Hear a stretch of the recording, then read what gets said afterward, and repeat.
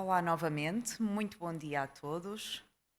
Bem-vindos a esta nossa segunda parte da manhã do nosso Wellbeing Summit 2021 e vamos então iniciar com esta nossa próxima mesa redonda, onde vamos falar sobre, de uma forma muito rápida, porque já estamos assim um bocadinho a resvalar no nosso tempo, e para compensarmos aqui um bocadinho vamos passar de uma forma muito rápida para este próximo tema, que é sobre o impacto destas novas formas de trabalho no clima e na cultura das nossas organizações. E passo então a palavra ao meu caro colega Pedro para introduzir aqui os nossos oradores da nossa próxima mesa. Muito obrigado, Joana.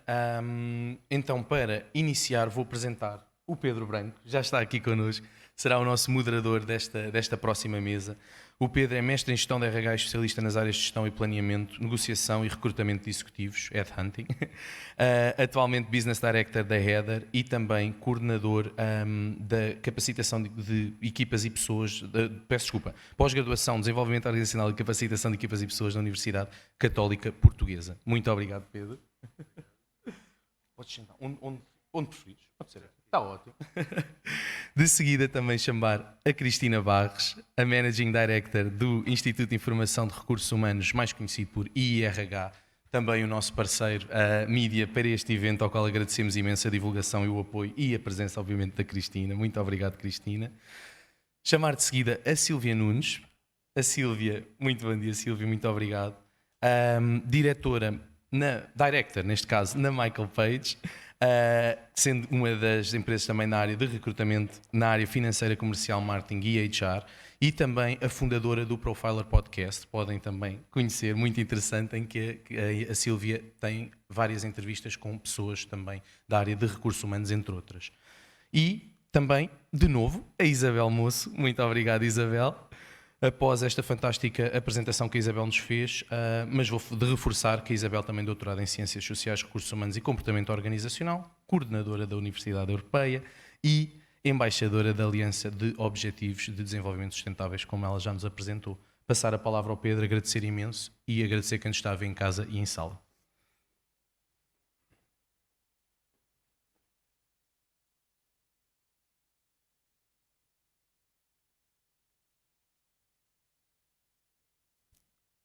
Dois, experiência, ok. Sempre quis fazer isto, não, por acaso já fiz. Para quem não sabe, eu já tive uma banda onde era vocalista, portanto isto é... Só não sei ligar o microfone, o que não abona muito a meu favor. Muito obrigado pelo convite para estarmos aqui hoje. Não vamos falar de música nem de bandas, vamos falar de bem-estar. Obrigado pelo convite ao Workwell e ao Tiago, ao Pedro e a todas as pessoas envolvidas. Obrigado aos meus colegas por estarem cá. Hoje aqui a aturar-me um bocadinho, que não é fácil, mas pronto, de vez em quando tem de ser. A Isabel já é uma grande amiga, já esteve aqui, portanto já fizemos as apresentações de uma forma rápida. A Cristina também já é uma velha conhecida, de uma amiga também. A Sílvia é novata, coitada, não sabe ao que vem, mas pronto, vai perceber-se rapidamente. E portanto, se calhar, feitas as apresentações que o Pedro Santos fez, portanto, vamos saltar aqui um bocadinho esta etapa. Eu vou dizer à Sílvia que, uma vez que somos mais ou menos concorrentes em termos profissionais, ela hoje não fala, porque eu não quero a concorrência, é dar aqui palco à concorrência. Portanto, a Isabel já falou, também não fala. Eu fico só com a Cristina, falamos os dois. Não, estou a brincar. Se calhar vou começar mesmo pela Sílvia. Portanto, a pandemia veio aqui mudar as formas de trabalho. Veio aqui mudar a forma como nós encaramos, tivemos de encarar de uma forma diferente o trabalho. Isto teve um impacto muito forte na força laboral. Como é que na sua organização isto foi sentido e como é que conseguiram ajustar-se a esta nova realidade e que impactos é que isso teve, positivos e negativos, que houve os dois? Agora já, não é? Eu não vou repetir 1, 2, 3, que parece mal. Já disse. Então, antes de mais, obrigada pelo convite, obrigada pela simpatia da apresentação. Eu acho que nós ainda estamos todos nesse período agora por umas questões um bocadinho diferentes. Portanto, sentimos todos o mesmo, portanto não vale a pena repetir. As organizações de um dia para o outro viram-se obrigadas a definir um conjunto de ações para as quais ninguém estava preparado e, portanto, eu acho que esse foi o primeiro impacto. E agora o que é que isto tudo vai ser? O que é que eu acho que aconteceu? Eu acho que muitas vezes as pessoas dizem que a tecnologia avançou imenso. Eu não acho que a tecnologia tenha avançado imenso, eu acho que nós é que começámos a pôr ao dispor do nosso dia-a-dia um conjunto tecnológico que já existia anteriormente.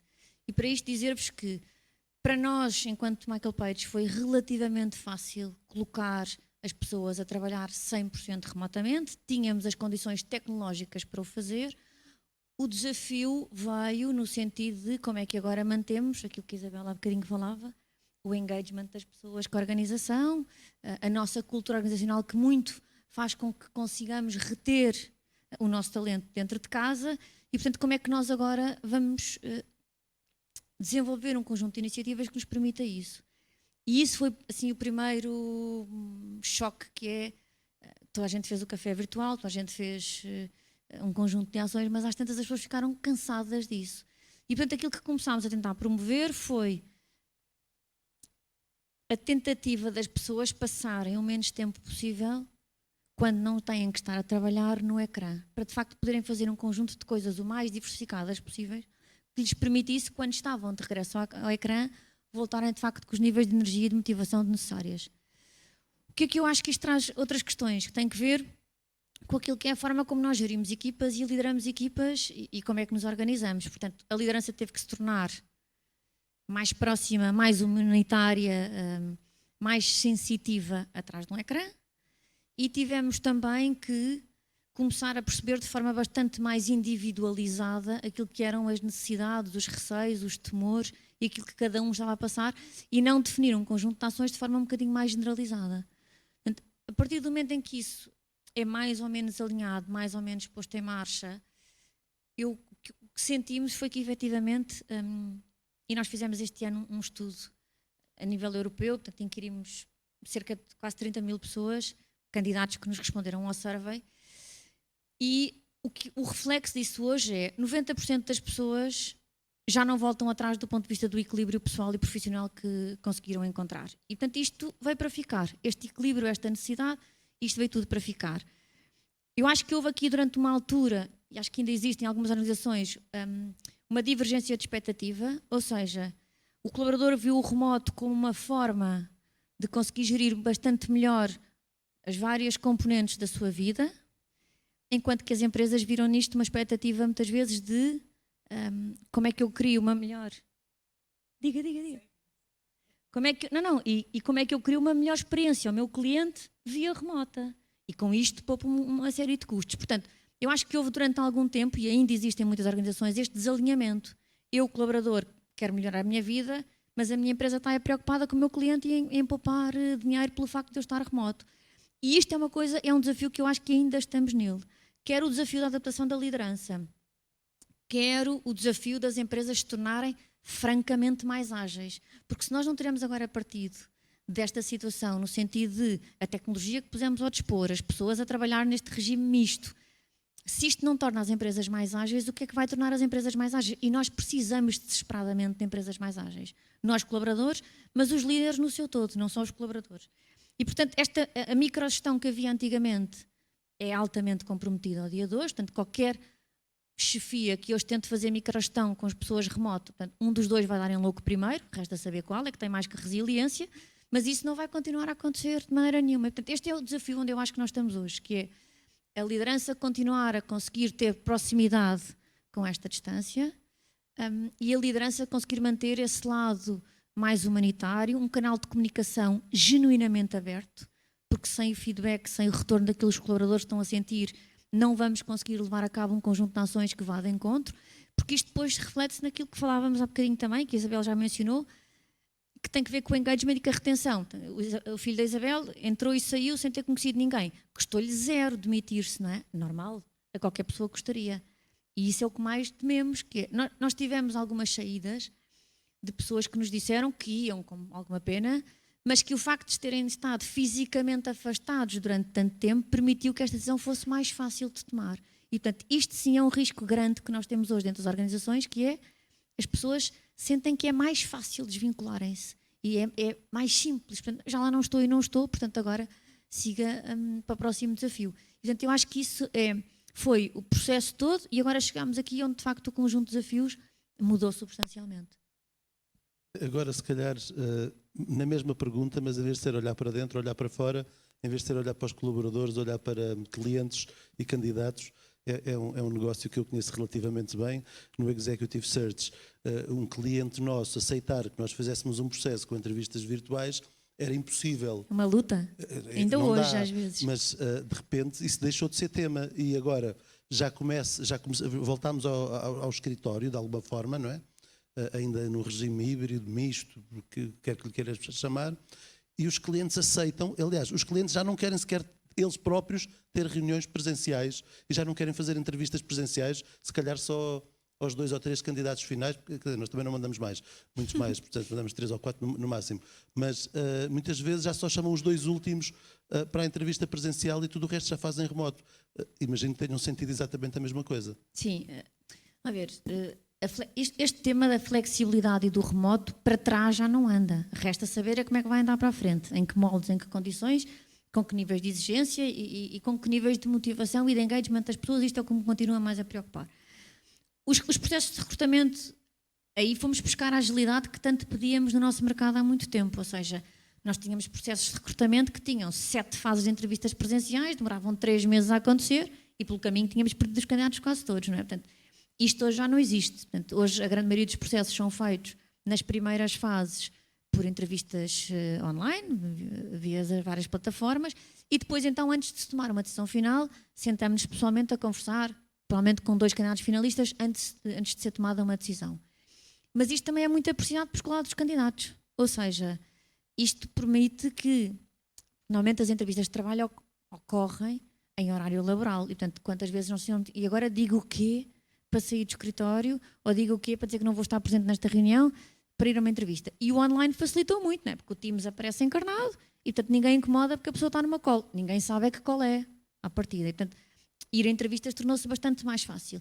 Mas isto é bom para todos, eu acho, porque permite, do lado da empresa que está a contratar, tornar bastante mais célere o processo e, portanto, até envolver simultaneamente mais do que uma pessoa e evitar 7 fases de entrevistas para reduzir para 3, o que é extraordinário.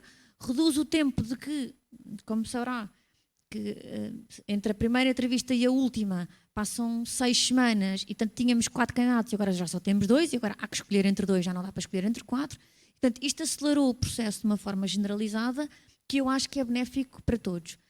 Agora, quando o tema da pandemia acalmar mais do que está ao dia de hoje, ou deixar de ser tema no nosso dia-a-dia da forma que continua ainda a ser, eu acho que vai haver a vontade de voltar mais ao presencial por todas as razões. Por aquilo que a Isabel também há pouco dizia, portanto, o contacto face-to-face não tem nada a ver com o facto de continuarmos a falar via ecrã.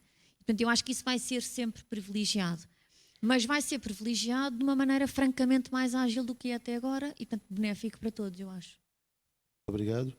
Como estamos com alguns constrangimentos de tempo, eu vou pedir desculpa à organização, tínhamos alinhado aqui umas questões, eu vou desligar isto e vou tomar conta da ocorrência e esqueçam as perguntas que eu tinha aqui, vamos mudar isto tudo.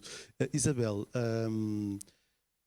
também na universidade, também na academia, houve aqui mudanças radicais e nós estamos ligados de alguma forma nesse aspecto, numa pós-graduação que é 100% online de gestão estratégica de recursos humanos.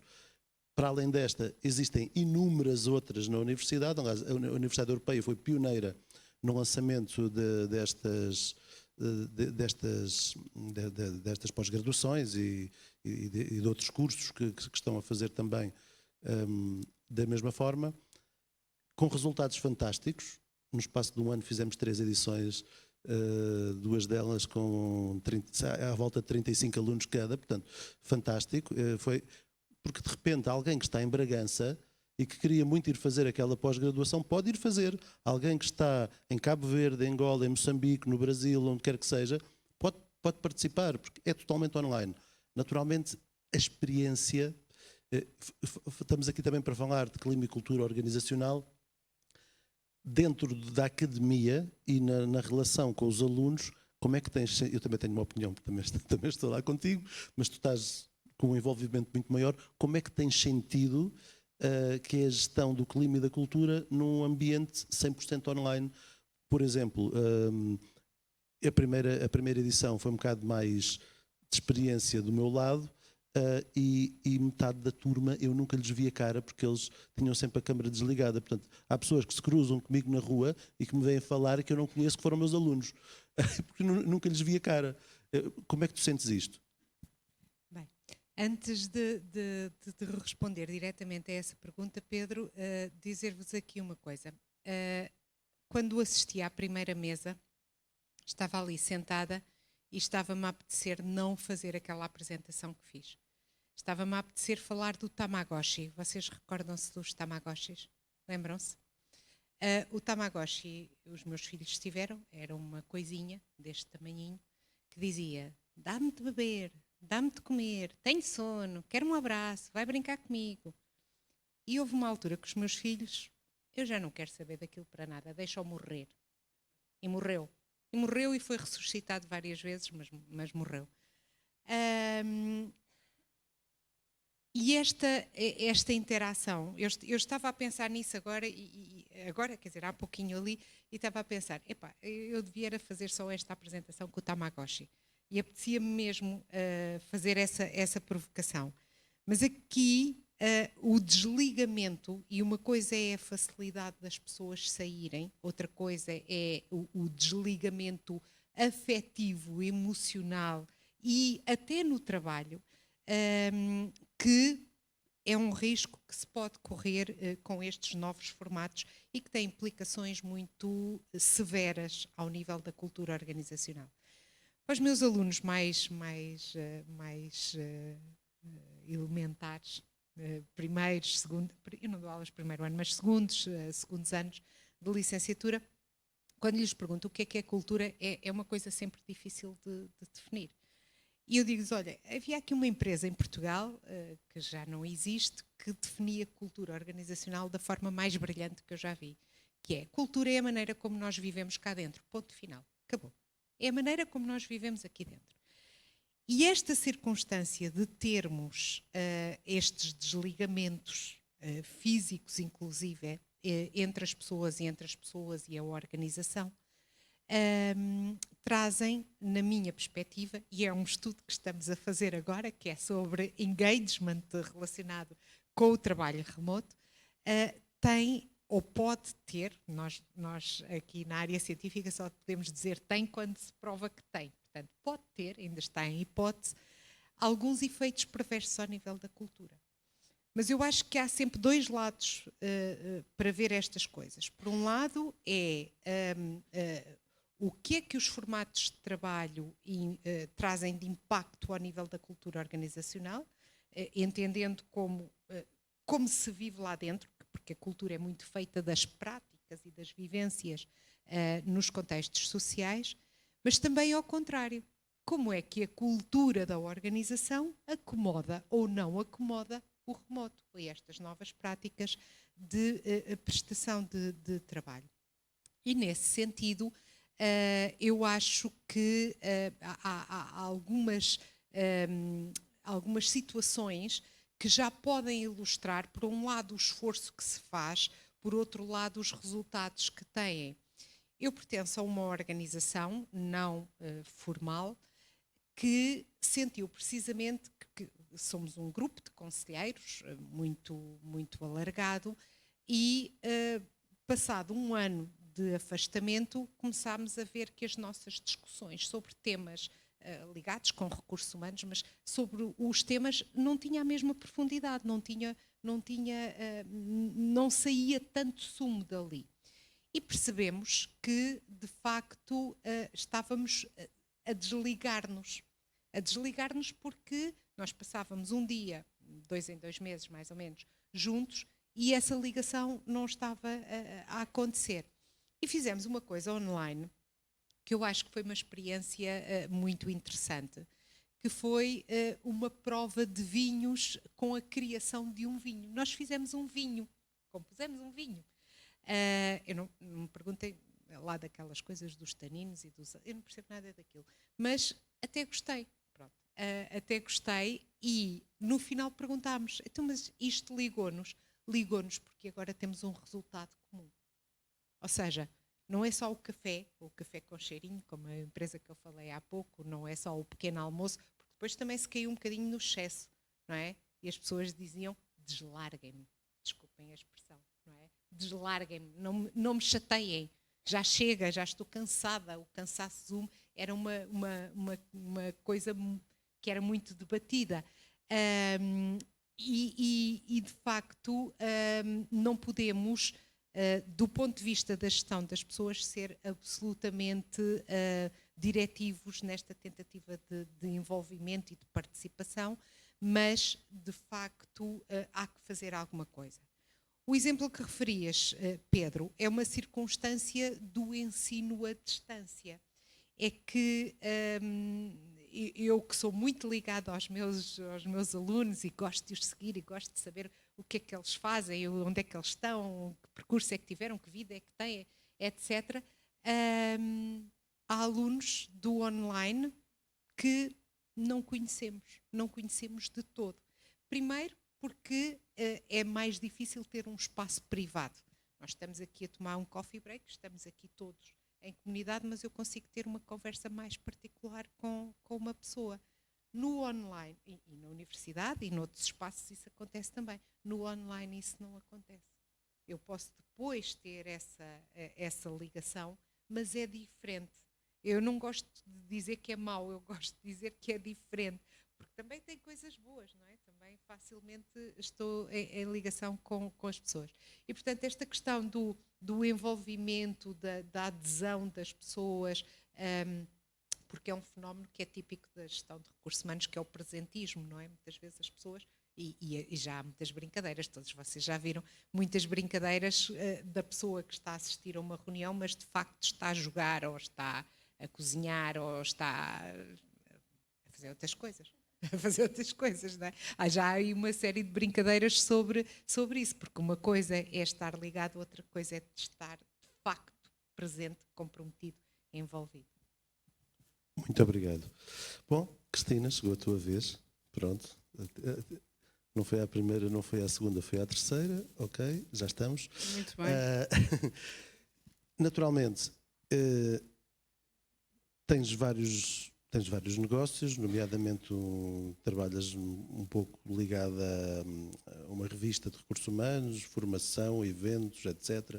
Trabalhas em muita área, também áreas que levaram um grande impacto. Uma das coisas que eu pensei foi as revistas que tinham edição física, de repente com a pandemia toda a gente fechada em casa, também acaba por ter aqui, naturalmente, há aqueles clientes que já compraram a assinatura e que vai pelo correio, mas aquelas revistas que vão para a banca, as bancas estavam fechadas. Por exemplo, pensei nisso, os eventos de repente deixaram de existir. Tivemos todos de nos reinventar e tivemos de trazer às vezes as nossas equipas para um mundo completamente alucinante de vamos ter de experimentar uma quantidade de coisas para ver o que é que resulta e eu acho que houve aqui duas fases muito pesadas. Uma foi na altura da pandemia, com as escolas fechadas, com os filhos em casa, uma família inteira fechada em casa com uma, duas, três pessoas a trabalhar no mesmo espaço com crianças, a ter aulas e com isso tudo. Foi pesadíssimo. E depois há um segundo momento, que é aquele que nós estamos a atravessar agora. Tivemos um momento muito difícil, com pouco trabalho, ou pelo menos com projetos muito baratos, em que foi financeiramente pesado, e agora o mercado abriu e está uma loucura, e nós, como temos de recuperar o prejuízo de um ano muito parado, não podemos recusar trabalho nenhum e andamos todos a trabalhar que nem uns doidos. Diz-me, como é que está a ser a tua experiência? Eu podia fazer esta pergunta a qualquer outra pessoa, mas olha, calhou-te a ti agora. Muito bem, se calhar eu iria responder-te em duas fases. Em relação à experiência do IRH, realmente eu acho que foi como toda a gente, a primeira fase de março e abril, e quem sofreu mais acho que foram os meus filhos, porque me esqueci de fazer o almoço durante 3 dias e eles batiam à porta a dizer: "Oh mãe, são 3 da tarde, ainda não almoçamos", mas tirando isso acho que todos passamos à frente, melhor ou pior, reinventamos-nos da melhor forma que sabíamos e que pudemos, e eu acho que agora estamos noutra fase. o que eu queria transmitir aqui também é a minha experiência do IRH, portanto o IRH tem a revista RH Magazine, o portal, e organizamos uma série de eventos, mas estamos todo o dia em comunicação com diretores de empresas, diretores de recursos humanos, que muitas vezes falam connosco para nos contar o que é que está a acontecer na vida deles.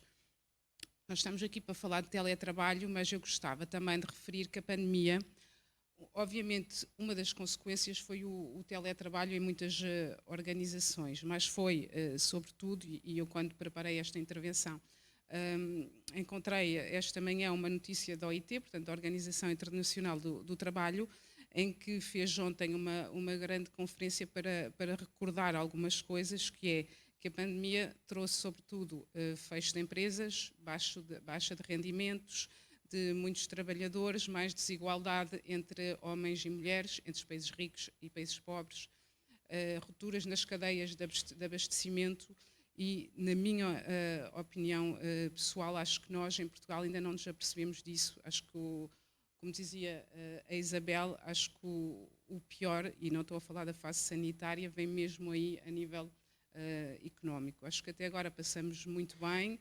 Até acho que houve aqui alguma adrenalina para ultrapassar todas estas situações e conseguimos passar. Estranhamente, o facto de estar muitas vezes em casa e longe das pessoas, encontramos outras formas de comunicar, de ser até mais empáticos e ultrapassamos. Agora, acho que, e para falar de teletrabalho, que era esta a intervenção, acho que o que nós fizemos não foi teletrabalho, foi trabalho à distância. Toda a gente fez como pôde, eu com os meus filhos em casa, outros sem filhos, uns trabalhavam na cozinha, outros trabalhavam no escritório, fizemos como pudemos, mas não era teletrabalho. Acho que agora é que as empresas estão a definir teletrabalho, porque o bom disto tudo é que realmente muitas pessoas, e não todas, mas muitas pessoas em teletrabalho ou em trabalho à distância conseguem produzir mais. E os números dizem entre 5% a 30% mais produtivas ao não estarem no escritório. E a que é que se deve isso? Claro que obviamente pensamos logo, produzimos mais porque não temos 1h30 na segunda circular, como nós todos já tivemos, obviamente. Mas também, e 30% das pessoas referem isso, porque têm menos interrupções. E eu sinto isso. À segunda-feira de manhã, ter que comentar o jogo de futebol durante meia hora, eu que não gosto de futebol, ou seja, eu acho que há demasiadas interrupções em muitos trabalhos, em muitas empresas, e isso 30% das pessoas referem que não querem voltar ao escritório só porque querem trabalhar mais, querem em casa para poderem trabalhar mais. E então as empresas estão agora a definir estas regras de um trabalho remoto. Teletrabalho também, eu queria dizer aqui uma coisa, que não tem que ser em casa. Em Portugal temos ou é no escritório ou é em casa.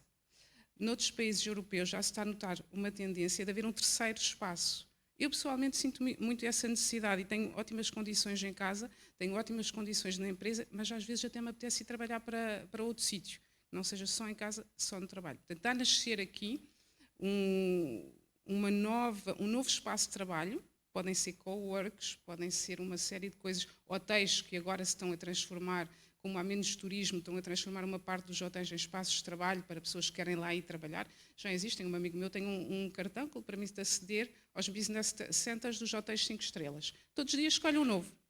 Vou para aqui, agora vou ali. Todos os dias vai trabalhar para um hotel 5 estrelas. Portanto, agora estamos a reorganizar, a repensar estas regras do teletrabalho. E eu acho que muitas empresas em Portugal, conforme a Isabel disse muito bem, não perguntaram. Disseram, a partir de agora é 3 dias em casa, 2 dias no escritório. E não é sexta-feira à tarde, porque se estás em casa à sexta-feira à tarde, de certeza que não fazes nada. Não é segunda-feira. Ou um dia por semana, ou seja, há milhentos formatos. Eu diria que da minha percepção é 3-2, 3 dias em casa, 2 no escritório, 2 dias em casa, 3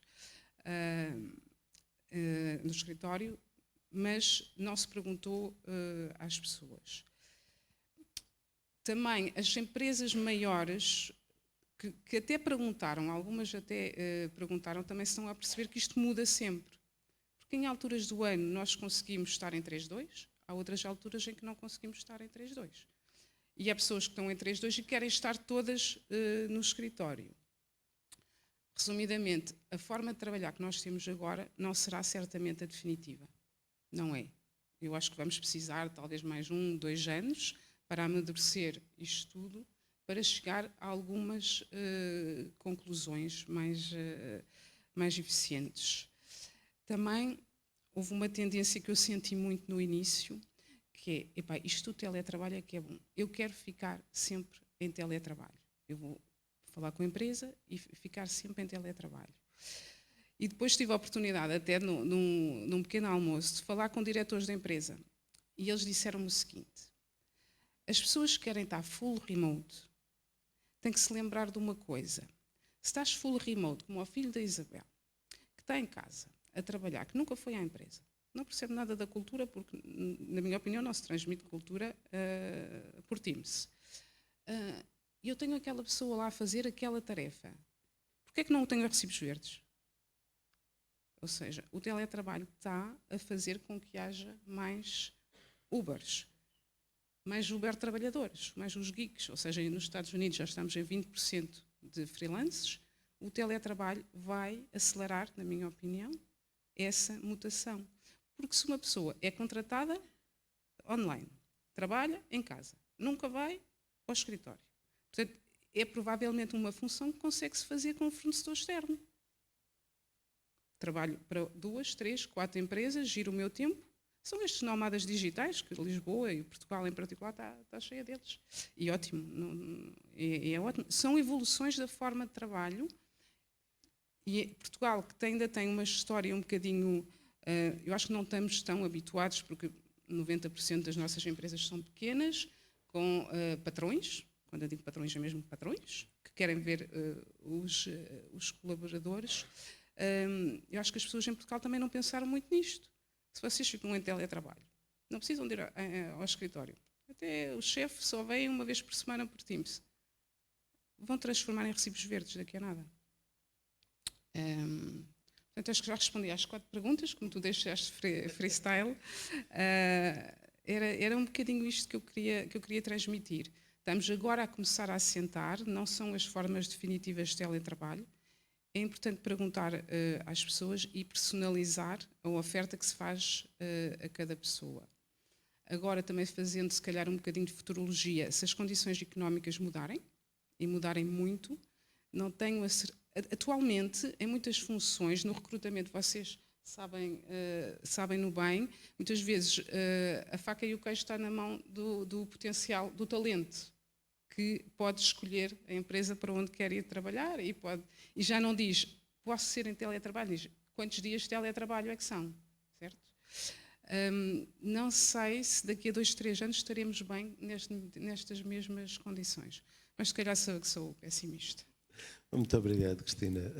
Assim, eu comprometi-me a terminar aos 15, são 13, portanto, ainda gostava de fazer só aqui gostava de responder aqui também a isto que a Cristina disse, dar um bocadinho aqui o meu exemplo pessoal.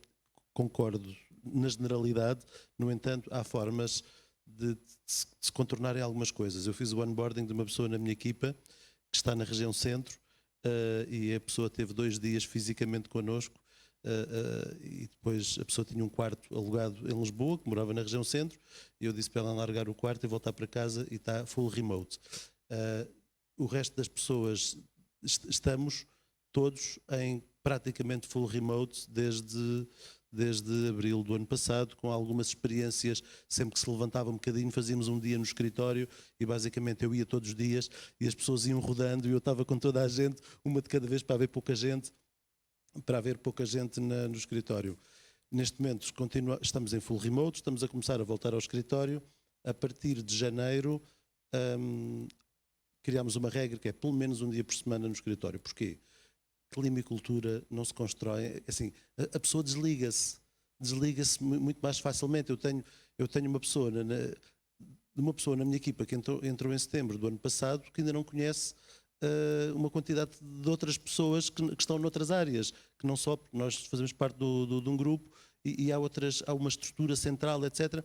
E há pessoas que não se conhecem. Portanto, isto também, para a criação da cultura, também faz também faz sentido. E, portanto, mas, por exemplo, eu tenho tido alguma preocupação com a pessoa que está na região centro-interior, ainda por cima, e a pessoa diz-me, eu não me sinto sozinha. Não me tenho sentido sozinha, porquê? Porque nós, todos os projetos que fazemos sempre em equipa. E trabalhamos com equipas matriciais. Nós temos muitas equipas, temos mais equipas do que pessoas, porque para um projeto tenho duas pessoas, para outro projeto tenho 3, para outro tenho mais 2, portanto, e as pessoas estão todas em equipa a trabalhar. Isto é possível de se fazer. Não podemos parar o progresso. A questão dos recibos verdes, isto é uma forma... nos Estados Unidos também há um estudo que foi feito em 2017 que dizia que a partir de 2027 mais de 50% dos americanos iam ser freelancers.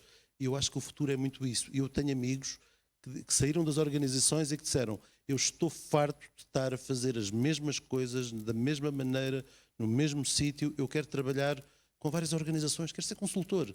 E, portanto, cada vez mais aparecem estas pessoas que não querem estar numa organização, querem estar a trabalhar para várias organizações. E isso pode ser uma solução para muita gente. E para muita gente é a melhor solução, porque estou sempre a fazer a mesma coisa da mesma maneira. Chega àquela altura do ano, é a avaliação de desempenho, é sempre a mesma. Portanto, as pessoas são sempre as mesmas. As FIAs avaliadoras, aqueles já que fazem copy-paste do ano anterior, quer dizer, aquilo já não...